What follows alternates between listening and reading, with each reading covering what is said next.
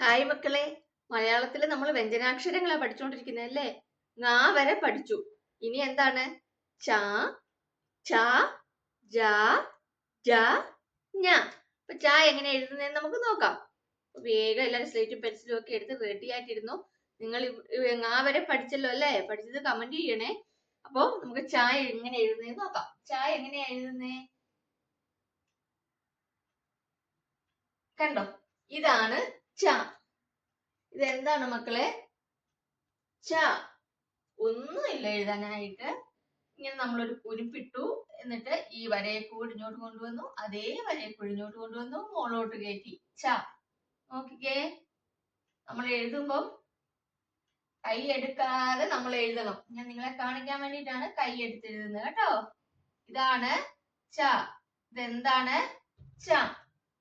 കണ്ടോ? ഇതാണ് ച എന്ന് പറയുന്നത്. നോക്കിക്കേ, ഒരു പാടുമില്ല. നമ്മൾ രണ്ട് എഴുതാൻ പഠിച്ചല്ലേ? കണ്ടോ?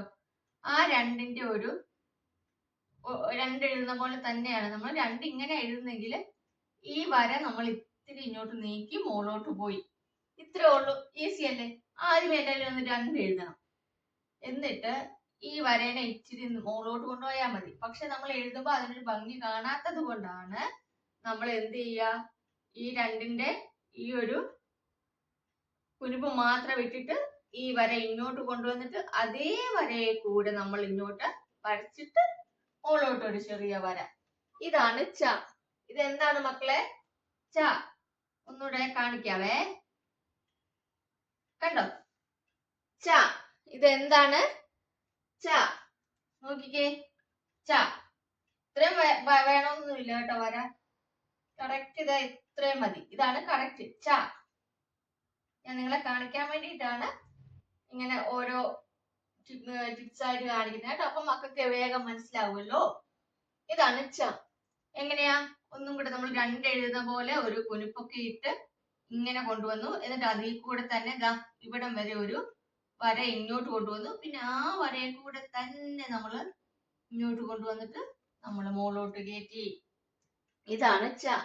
ഒന്ന് സ്ലേറ്റ് പെൻസിൽ ഒന്ന് എടുത്തേ, എന്നിട്ട് മക്കളൊന്ന് എഴുതിക്കേ. എടുത്തോ? എന്നിട്ട് ഇങ്ങനെ ഒരു കുനിപ്പിട്ടേ. ഇങ്ങനെ ഒരു കുനിപ്പിട്ടോ. നമ്മൾ രണ്ട് എഴുതുമ്പോ എങ്ങനെയാ ചെയ്യുക? ഇങ്ങനെ ചെയ്യൂല്ലേ? അതേപോലെ ഇത്രയും മതി. ഇട്ടോ? എന്നിട്ട് അവിടുന്ന് ഇങ്ങോട്ടൊരു ചെറിയ വര വരച്ചേ, അതിൽ ചേർത്തി. എന്നിട്ട് അതിനോട് ചേർത്ത് ഇങ്ങോട്ടും ഒരു വര വരച്ചേ. വരച്ചോ? എന്നിട്ട് ആ വരനെ മുകളോട്ട് കയറ്റിക്ക്. ഇതെന്തായി? ച അല്ലേ? ച. നോക്കിക്കേ, ച,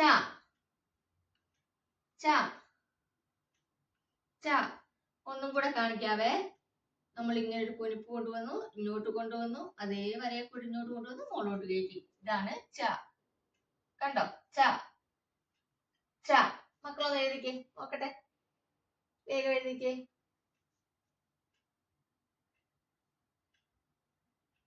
ആദ്യം ഇങ്ങനെ എഴുതി അല്ലെ? എന്നിട്ട് ഇങ്ങോട്ട് കൊണ്ടുവന്നു, എന്നിട്ട് ആ വരയെ കൂടെ തന്നെ നമ്മൾ ഇങ്ങോട്ട് കുറച്ച് വരയും കൂടെ കൂടുതൽ വരച്ചിട്ട് മുകളോട്ട് കയറ്റി. ഒരു വര മുകളോട്ടും കൂടെ ഒരു വര വരച്ചു കഴിഞ്ഞാൽ എന്തായി? ച. ഒന്നും കൂടെ എഴുതാം നമുക്ക്. ച. ഒന്നും കൂടെ. ച, ച, ച. ഇത് നമ്മൾ എഴുതി എഴുതി പഠിക്കണം കേട്ടോ, എന്നാലാണ് നമുക്ക് വേഗം മനസ്സിലാകത്തുള്ളേ. ച, ച. കണ്ടോ? ഇത്രേ ഉള്ളൂ. ഇപ്പൊ എല്ലാരും ഇരുന്ന് പഠിക്കുമല്ലോ. പറയുക, നീ പഠിക്കാൻ പാടാണ് അമ്മമാരോട് പറയുക, ഒരു വലിയൊരു ചായ ഇങ്ങനെ എഴുതി തരാൻ പറയുക. എന്നിട്ട് മക്കൾ എന്ത് ചെയ്യുക, അതിൽ കൂടെ ഇങ്ങനെ വരച്ച് വരച്ച് എഴുതി എഴുതി പഠിക്കുക. വരച്ച് വരച്ചല്ല, എഴുതി എഴുതി പഠിക്കുക. കണ്ടോ? ച. ആദ്യം നമ്മൾ രണ്ട് പോലെ ഒരു കുനിപ്പ് കൊണ്ടുവന്നു, എന്നിട്ട് ആ വര കുറച്ച് ഇങ്ങോട്ട് നീക്കി, എന്നിട്ട് ആ വര കുറച്ച് കൂടുതൽ ഇങ്ങോട്ട് നീക്കിയിട്ട് ദാ മുകളിലോട്ടൊരു വര. ഇത്രേ ഉള്ളൂ മക്കളെ. ഒന്നും കൂടെ കാണിക്കട്ടെ. ഇതാണ് ച. നോക്കിക്കേ, ച, ച. ഈ ച പഠിച്ചാല് നമുക്ക് ഇച്ച പഠിക്കാൻ എളുപ്പമാട്ടോ. അതുകൊണ്ട് എല്ലാവരും ഇന്ന് ഇത് എഴുതി പഠിക്കണേ. പഠിച്ച കാര്യങ്ങളൊക്കെ കമന്റ് ചെയ്യുക. അതേപോലെ തന്നെ നിങ്ങൾക്ക് കൂടുതൽ ക്ലാസ് വേഗത്തിൽ വേണമെങ്കിൽ അതും കമന്റ് ചെയ്യാട്ടോ.